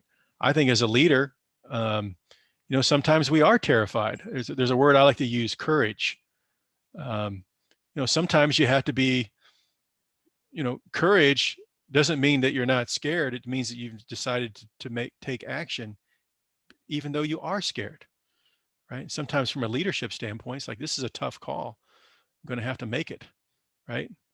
In the Marine Corps, one of the things they say is decision over indecision, right? But then when does that decision need to be made is also part of that journey. A lot of times we'll see in our career that our career plateaus and we can't figure out why our face is slammed up against this glass ceiling. And it's because a lot of times it's some of these things that come to bear, particularly in technology, where a lot of times our power and how we separate from others is our knowledge of skills and tool sets, right? Is how we position ourselves individually and within the group. I mean, we could all say we're guilty of that, right? From a technical standpoint, and sometimes we use that, right? You know, to kind of create our own self within the organization. But that only goes so far. You know, one of the things I see a lot of times in technical organizations is when you take a individual contributor who's maybe awesome individual contributor, and you do that one thing for them, you promote them to a manager, and they're miserable, right? Company that I knew, I thought had the best solution for that. If you were an engineer and you got promoted to a management role, it was a 2-year thing, right? It was like you get to try it for 2 years. And at any time in the 2 years, you could say, you know what? Not for me. This is not for me. And they'd put you back in an engineering role with a bonus. Back in an engineering row with a bonus. And they create a culture within an organization that, you know what, if the management thing wasn't for you and you went back to being an engineer, it wasn't a downside at all, right? It wasn't like you missed it, right? It just wasn't your thing. Perfectly fine. And I always liked the fact they gave you a bonus. Now, what they did is they promoted you to a manager with no income increase, and they accrued that increase. And if you went back, they just gave you that money that you served as a manager that maybe paid more. They give it to you a bonus to go back. But the CEO said, you know what? I stopped losing my top engineers. And that was so great. Now, if you made it for 2 years to being a manager, then you got promoted to being a manager permanently, and you got a bonus and a raise, right? Because you've gone through the 2 years that this is really your thing and what you want to do, and it's the next step. And by the way, there's no downside going either way, right? So that's really what some of this stuff is important. You know, it's difficult because there's soft stuff involved, it's feely stuff, right? It's difficult. You know, it kind of hurts. You feel judged. You start, you know, comparing yourself to other people. It's tough, right? It's tough. I mean, it's like, you know, no pain, no gain. You kind of got to get through it, and you got to see it, and you got to remove your personal value from the situation, right? And say, this is not saying that you are not worth something. It just means in this role and how you take it and where you've grown in this area that you got some work to do, right? So that's what that's about. This is really where we also see the seeds of culture are grown in this area. Okay. Now, there's another assessment here. I can give everybody the option to take this. What I've been thinking about this, kind of looking at time, because I think I have to wrap this up around 11:30. Is that right, Laura? I believe that is right. Okay. So with that, I have this link here, and I will put it in the chat, and I will offer, we're going to go through it, but not with this group. Because one, this takes about 12 to 15 minutes. Two, I don't like doing it in a group setting without the ability for people to review their own individually and kind of absorb it a little bit, right? And so I just don't want a bad experience for anyone here as they walk through this. So I'm going to drop this link here in the chat, and yeah, you're going to see the hamburger here in a second while I drop this over here in the chat. So go take it. I'm going to tell you how to reach out to me later, and I'm happy to get you your reports. So there's that in the chat. Okay, so we got that. So anybody take that. Again, there's no cost or anything, but you can go in and take that link there. Oh, wait a minute. I gave you the wrong link. Sorry. Wrong link. By the way, that is where you can go to our website and sign up for a free account. And it's a place for you to store all this information, all the documents and reports and everything else is on that link. Here's the actual link for the EQ.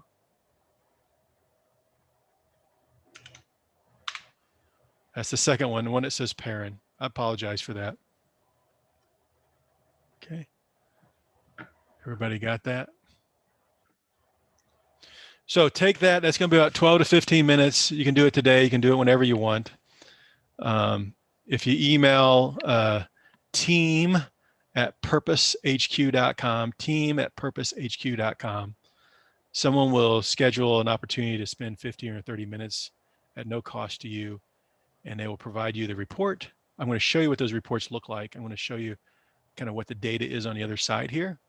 And we're happy to invest in you to have that discussion and show you what some of this stuff looks like. Okay. All right, Laura. Sounds great. And we're actually, we have till about 11:50. So we do have Okay. 20 more minutes then. All right. I'll also put these links for everybody in the Slack channel so Yep. that they live on. Okay. So, all right. So we'll jump in there. Now let me flip over here and show you what the output of that assessment is. So let's see here. Dun, dun, dun, dun, dun, dun, dun.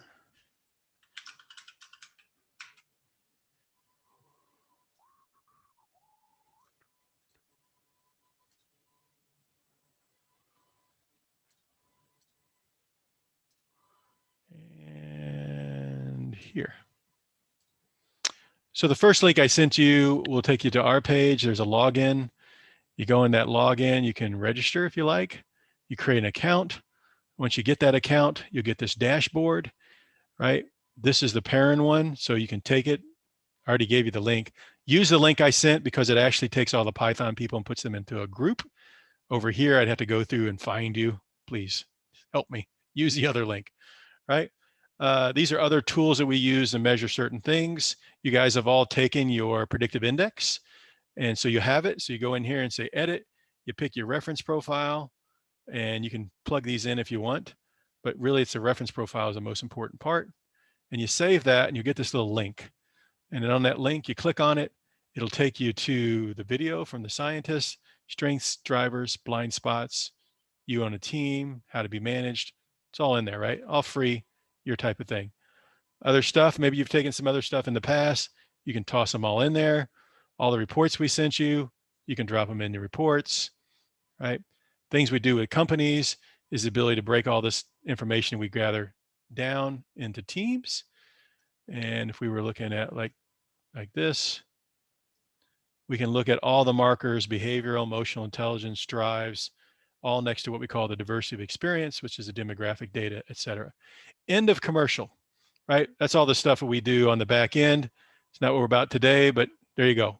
I blew, squeeze your head a little bit, showed you all the things that are happening on the back side. Okay. So, but what we're going to look at right now is we're switching over to this emotional intelligence piece. And we are going to use the absolute favorite person, my favorite person on the planet, someone who shares my last name, and you may see him running around for the next 5 days. And that is this guy named Joshua Qualls, right? You've probably seen him running around. He is my son. He's my only son. He's also my favorite son, right? But when he was about to come out of college, it was kind of like, you know, we wanted him to find a role that was a great fit for him. And we wanted him to really know who he was on his journey of growth. And so back in December, right? So here, let's take a look at Joshua here. We're going to look at Joshua's emotional intelligence markers. So these are the 8 markers. This is my son, Joshua. He's confident, comfortable in his own skin. He's completely exhausted, has no resiliency. He's not assessing himself at all. He was completely stressed out. He's coming off of dad's payroll. Holy cow, the whole world's coming at him. Doesn't know what to do. Not aware of his emotions at all. The only thing he is sure of, not his fault. It's not his fault. Whatever the problems are, it's not his fault. I know some of you might be a little older like me. Maybe you got some teenagers and young adults, right? Maybe this smells familiar to you, right? Not his fault, and no restraint. And if you want to ask Joshua, he will show you his Pokemon tattoo. And so, you know, that's his thing, right? So this is where he was, 49% of where we'd like him to be. The gold zone is the target. It's kind of where we'd like to guide Joshua to get to, what we guide anybody to get to from a healthy standpoint, right? So part of that is that then making Joshua aware of this information. And we're doing this in reports today. We're going to be doing this with our Ruby AI coach, right? So she's actually talking to you. But it's, and now notice here it flagged Joshua as being potentially too negative and potentially random answering. He's 21 years old. He's still trying to figure out, right, who he really is. I mean, that stuff bakes in by the time you're 26, right? Everybody's been 21. We've all been 21. We've all been through the journey. Okay. Nothing just is what it is. By the way, almost everybody coming out of college, they all have the same flag. Every one of them. I can tell you as soon as I see it, I'm like, were they in college? Right. So I can see it. But we really break down like what is self-confidence, defining it, insight, a coach and a coachy tip, right? And just, I had a partner of mine walk through Joshua just for a half hour every other Wednesday, just having a little chat, just making someone aware of it. This big gold circle is where we'd like them to be, and this is where he is. Hey, look, you're 0 points out of there. Okay. Of course, you have that dialogue a little bit later on, further on the report. This is where you are, and this is kind of where we'd like you to see you. Let's talk about that. Some of this just awareness, right? Just awareness is really what this is about. Okay. So we do that. You do that, right? You kind of made aware of it. And then, we have the ability to see that this way. It's another way of looking at it, right? Kind of seeing where somebody is. You can also take a look at it. We can measure them over time. So we did. We came back 6 months later, right? Basically, how do we make the individual accountable, or the program, or anyone else? I mean, are they getting it? Are they moving, right? I mean, if you started someplace, are you getting better? So, he was at 49, now he's at 75. Anything over 80 is excellent. Anything over 80 is excellent, right? So Joshua's, a little bit of ting on the self-confidence side. Alignment's still good. Resiliency way up. Self-assessment. He's doing a lot of assessing, a lot of measuring where he is, trying to understand it. He's not stressed out anymore, right? Stress is way in the gold range. Still, he realizes that his emotions might be controlling some things, and actually, you know what? News alert. He may actually be responsible for some of the challenges going on in his life. Could be. I mean, there it is, right? Still not a lot of restraint. He's got some more tattoos on his arm. I do have a tattoo. Joshua's got a lot more than me. But it's his journey. He's an adult. He's also a father now, and that's been making some big changes in his life. And of course, little Maya is the greatest gift that's ever happened to me and my wife. But anyway, that's off topic. So here we go. So now we can see that, Joshua's made a great thing. So if you go take that, you'll see where you are on this. Again, it's not a judge. The problem is that a lot of people look at it and they say, oh, well, I suck. This tells me I suck. No, it just happened to be where you happen to be. I mean, just came out of a pandemic. You think some of that, resiliency and stress tolerance isn't getting beat up, but we really use this saying, where are we now? And can we prioritize, where we are versus, the gaps? Now we look at this at an individual level. We can look at it for an entire group as well. So maybe that we were looking at a group of people like the Avengers. Okay. So I did ask Joshua specifically, it was okay if I shared his profile. So just so you guys know, I'm his dad. I can just go throwing things out there. We don't throw these things around from a privacy standpoint. But this is the Avengers, right? So kind of example of looking at the Avengers. We can see where they are, but we can also see where they wish they were. Where this really helps us when working with an organization is, it's where people are, but where do they wish they were? And then from there, can we see where the gaps are? Maybe extreme gaps. This particular group doesn't have any really big extreme gaps. But the idea is to see the gaps, because why don't we just work on those instead of just whatever the feel-good thing is that we think we want to work on, okay? So we can see emotional intelligence. We also take a look at all the soft skills, right? So we can look at those as well.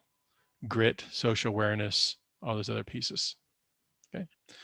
The part here that we do, I thought about doing this for this group, but just from a time standpoint, this one does take 12 to 15 minutes.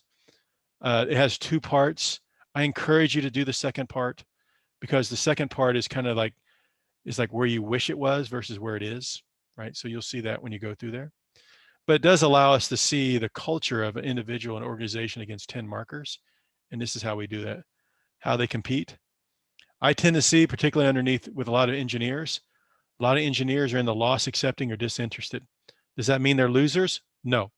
That means they believe there's a process that creates the win. If they execute the process, the win occurs. Or the fact is that I'm an engineer. I don't come in keeping score. I come in saying, how can I fix this? How can I make it work? So a lot of times they show up in here. Okay. So lots of things, view of people that we look at. People approach. Mentoring style is another big one, right? Affirming is kind of the rah-rah. Controlling, this is McDonald's. What'd you do the next 5 minutes, right? A lot of engineers sometimes think leading people is telling them what to do in micro tasks, right? Again, depends on who they are, right? You got Laura with her high D who loves all that, clarity and information, right? She might excel underneath you, right? Someone like John, probably not. Probably have a bunch of uncomfortable conversations. Why are you in here telling me what to do again? Just give me the problem. I will take it from here. Thank you. Just give me some time to breathe and run, right? So that's what those pieces are, right? So if you go and take that, you'll see, we'll give you these reports that go with that. Just kind of give you an idea of some of the things that we look at. This is people who, are content, conflicted. We can kind of look at some of those things. These last 3 are the ones I like the most. Work approach, because I can see procrastinators. Procrastinators it doesn't mean fire them. It means they're just not engaged. They're not being challenged, right? They don't have what they need to run and thrive and excel, right? It's interesting. I've done this for companies, and I have a bunch of people over here, and I see these people are going to be gone in 90 days. And then 90 days later, because the company didn't do anything, they left. And they come back and they go, "You were right. Why'd they leave?" And I go, "You never addressed their engagement. You never said what's going on," right? So I like work approach. I like work environment, right? So some people just need a static environment. I had someone who was extremely unhappy, right? Extremely unhappy. Why? Because they sat next to the front door where every person that was walking in the building would interrupt them. And they just needed a quiet place to work by themselves and just be productive. And the fact is that they just moved them into a place in the back. They went from down to up, right? Just the fact that they weren't being interrupted. It was just such a little thing, but it literally changed their world, right? And last one here around work orientation. Are you a solo contributor, or do you need to be surrounded by a team? Some people can go both ways, right? I can be by myself and contribute that way. And sometimes I'm part of a team, or I can go both ways. Some people I'm not sure, right? If I'm not sure, then that's something to lean into from a leadership standpoint. Okay. So I just wanted to cover a little bit of that. Looking at our time, I'm going to kind of finish up on team dynamic stuff. And I'm going to use the team dynamics based on behaviors. So all the stuff that we already did. So I'm going to go switching back to the behavioral side of things. Okay. What I'm thinking, Laura, is I think I can wrap up here at 11:30 instead of trying to squeeze some little break in. Everybody seems to have been engaged. For sure. And if there are any additional questions, maybe we can. Yep, I got that here at the end. All right, so let's go back. A couple of things I want to do here. Yes, I know you get to see some of the sausage going on back here, but this is just reality of it is. I want to see. There's a couple people that finished afterwards. Blake and Porva. So Blake and Porva. Actually, I think it's Porva here. This is someone else. So Porva. All right. So we'll go look at this team. Add that person in.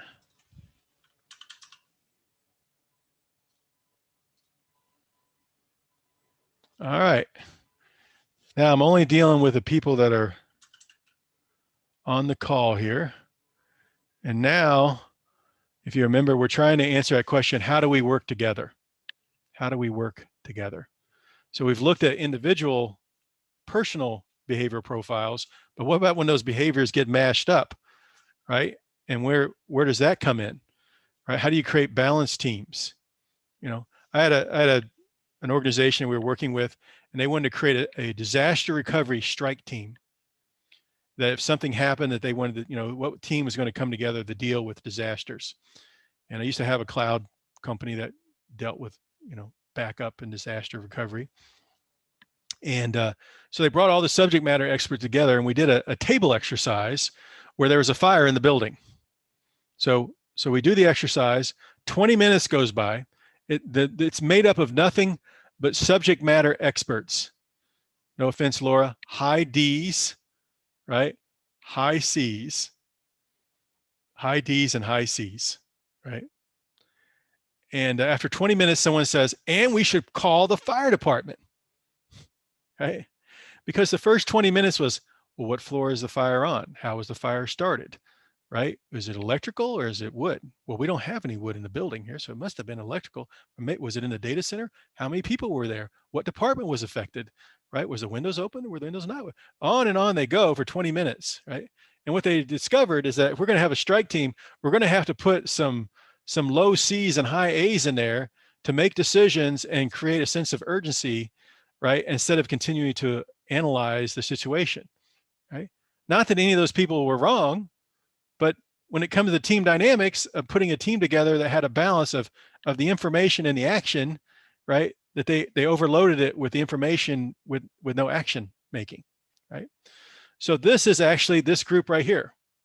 And I'm going to turn on individuals so you can see where you are. So now we're looking at by the way, you can see this, right, Laura? Right? So now we're looking at the whole group here. And so now when we look at the A's here, right? So I got everybody turned on. I can also see percentages here. But if I go look at the A's, here we go. Right? Here's a high A, 9%, very high A. As I think we saw when we looked at other people's profiles, this group is kind of in the middle, situational, but it's actually, you know, almost 50% kind of more on that low A side. A lot of collaborators here, like collaborate with others, right? A lot of that going on here. You start looking at extroversion here, right? So how best to communicate. These people talk it out, right? People like talking to people, like talking out loud problems. These people like to go quietly, go back and think about it, analyze it, put it together, think twice, speak once, right? And you got, is it Jayton here? Right? In the middle, what does the situation require? Think it through, talk it out loud, right? This group tends to actually be a little more heavily weighted, just a tad over here on talking it outside. It's interesting, a lot of times in technology, people say high Bs are not the technologists. I think that's a myth, right? You know, you can still have all those skills and still want to talk things out and interact with others. You know, project managers, you know, you're interacting with other people, you're just trying to gather, right? And try to understand how you communicate and you just talk it out loud. Doesn't mean everybody, you know, dark room, pizza under the door. That BS is long gone, right? Movies, it's not reality. Okay. Patience tends to be highly in the middle here, right? Not sure who this person is, but I'm liking them a lot because they sure smell like John. Right? Them and I probably have the same traits a little bit. Right? You see our high C here, right? So you kind of see this makeup. This group tends to be just a tad on the driven side. Right? So people are pushing. Formality. So you got Tim. These are those low D's over here versus the high D's. This is also pretty balanced, right? And to me, this speaks exactly what I talked about earlier. People like to think, oh, well, it's, you know, tech conference, it's all engineers. You know, it's just a plethora of diversity of different behavior styles that come together, you know, that put themselves into roles that really, they thrive in that particular role. You might be that person who is the best when it comes to talking to the client or talking to the, you're like the middle consultant between the technical back end and the people front end.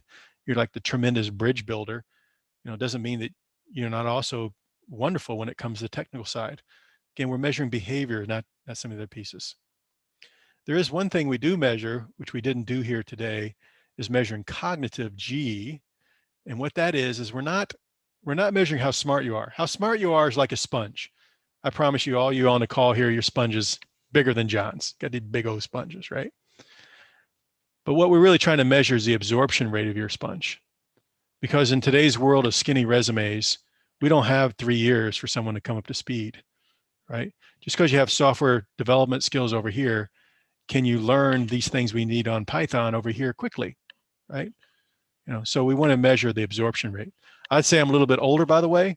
I have to give up a memory to keep one. So my absorption rate probably isn't what it was when I was earlier, which is completely fine.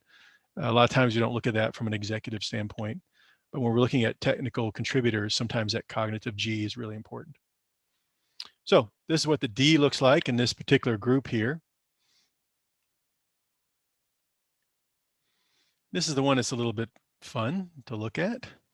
Now we're looking at all of you. Now we're going into, sometimes we call the Jedi mind trick side of things, right? We're actually measuring those same metrics, A, B, C, and D, but now what we call A over D, B over D. What we're really measuring is that part where the A is higher than the D, right? So we're looking at the correlation between these behaviors. That's what's going on here. So I'm going to go from the outside in. So we got this group here. This group tends to be comfortable with risk, 64% more comfortable with risk, right? A over D. So these people are comfortable with risk. These people cautious with risk, comfortable, cautious. Next one, informal versus formal, right? These people, informal communicators, formal. Moving in, task-oriented versus people-oriented. These people love a list, and sometimes at the end of the day, they like writing down the list and then checking everything off, right? So task-oriented, right? Gives them check. Some people like, why would you did it? Why would you make a list to show that you did it, right? People-oriented is what's the people side of this? How's it going to affect the people, right? How do I interact with other people versus just running through with the tasks? Sometimes when you have a very task-oriented group, they become very competitive and they measure results based on the tasks. And sometimes they forget the objective, and they sometimes forget the experience for people along the way. And this is where burnout and things like that can occur, because no one gets the attaboy, attastroke. No one gets the appreciation words that we all need, right? We all need a little unconditional love every once in a while, right? This is a good time. A little story. Someone was working for this executive. They'd been there for 3 years, and they had literally knocked it out of the park during those 3 years. But every year they had a sit down where they would review their performance, and the executive would say, yeah, well, you did everything we asked you to do this year, and I see that you kind of went over here and went over there, but man, you didn't do this right, you didn't do this right, you didn't do this right, and you didn't do this right, you didn't do this right.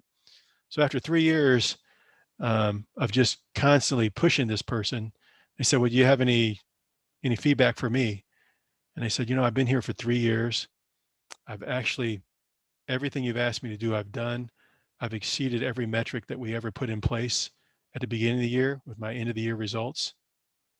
In 3 years, you've never told me that. You never said thank you. Never thanked them.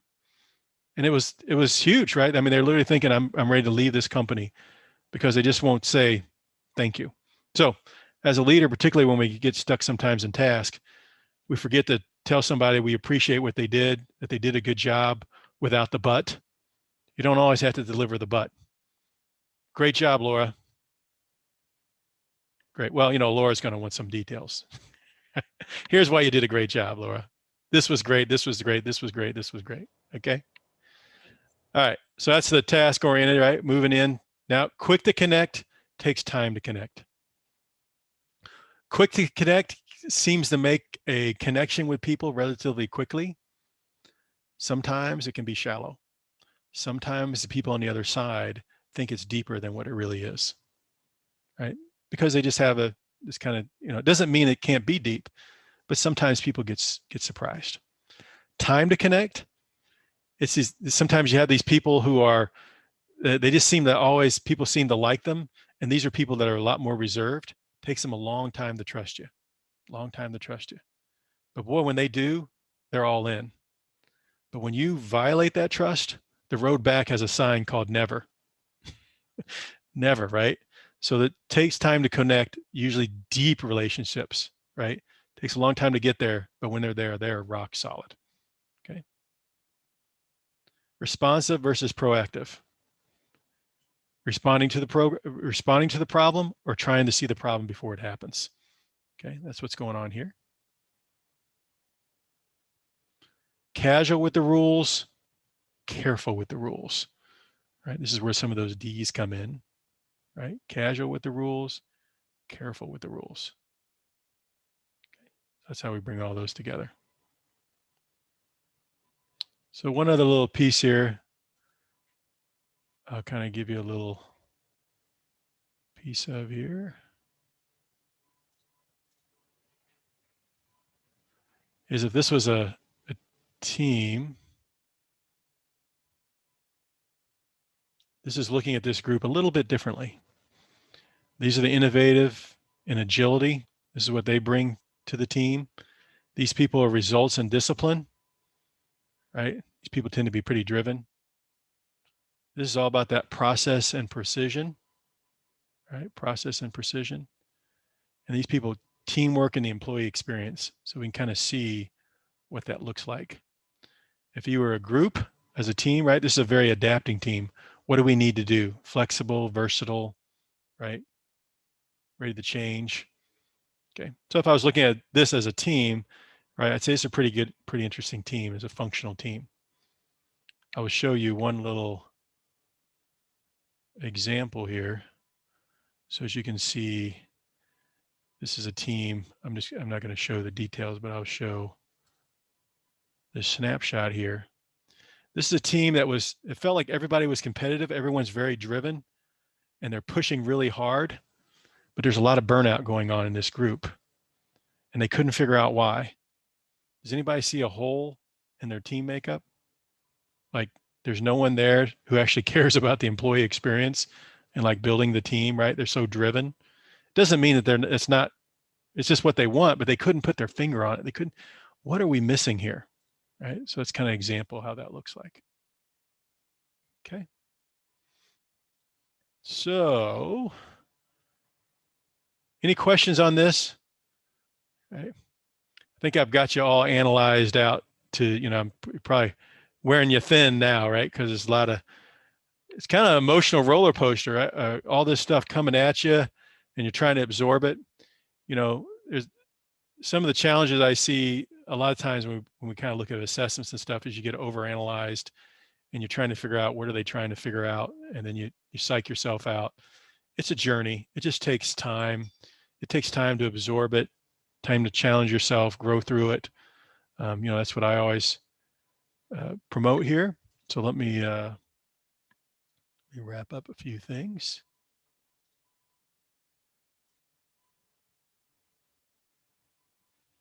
So I'll finish with kind of two thoughts. There's you and there's the people that you bring into your organization.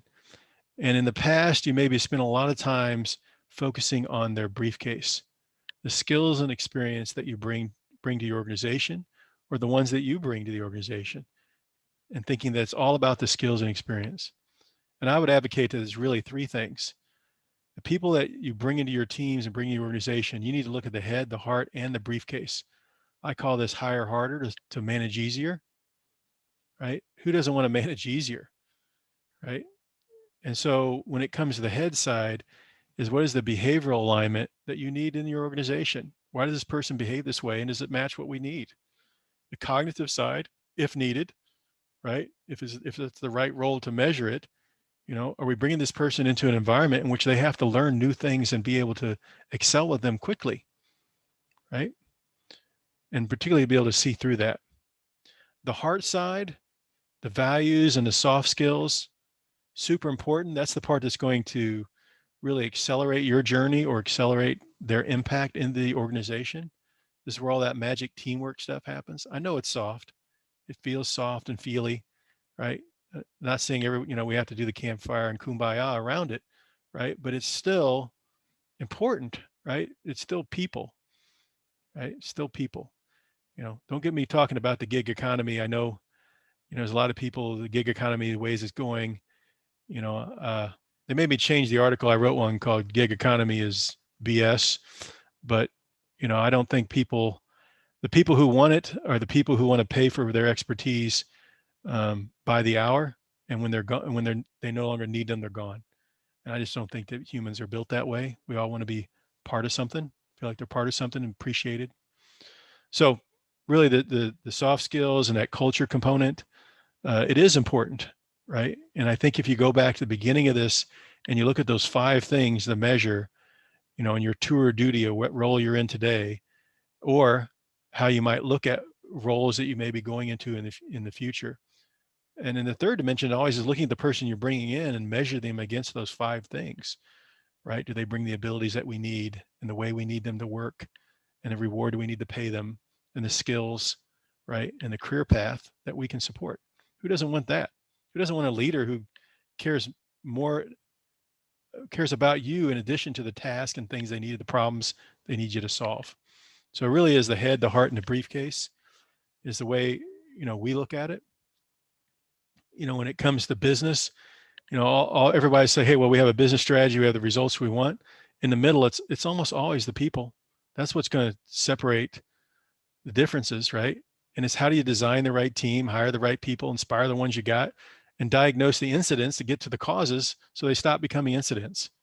Incidents are expensive. I kind of finished with it. These are the 4 biggest challenges that you're going to see, the misalignments that you're going to see in the organization that you have today. And maybe you have these misalignments today, right? Or you're just trying to figure out how to see what they are. Culture, right? No one usually writes a check for culture, but they sure find a door when it's not the one they need, right? So toxic culture. Job fit is where the head, heart, and briefcase comes in. I talked about it earlier. Team dynamics. And when everything has got attention to it, but it isn't 1 + 1 is 3, right? That's no fun. And there's a lot of that going on right now. And then it's just the leader, right? Being a better leader. I personally believe that leaders are developed. They don't necessarily naturally born. It's something you got to work at. I know it's been something that I've worked at my whole career. I've had some wins. I've had some big losses.